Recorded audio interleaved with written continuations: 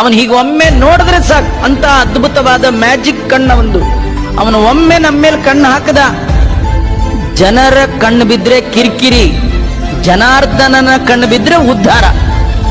ನಮ್ದು ಕಣ್ಣು ನಮ್ಮ ಮೇಲೆ ದೇವರ ಕಣ್ಣು ಬೀಳ್ಬೇಕು. ನಾವು ದೇವರ ಕಣ್ಣಿಗೆ ಬೀಳೋ ಹಾಗೆ ನಮ್ ಕೆಲಸವೇ ಇಲ್ಲ.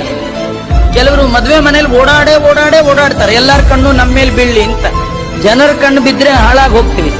ಜನಾರ್ದನನ ಕಣ್ಣು ಬಿದ್ರೆ ಉದ್ಧಾರ ಆಗ್ತೀವಿ. ಇಡೀ ನಮ್ಮ ಜೀವನದಲ್ಲಿ ನಾವು ದೇವರನ್ನ ಕೇಳಬೇಕು. ದೇವರೇ, ನನ್ನನ್ನ ಒಮ್ಮೆ ನೋಡು.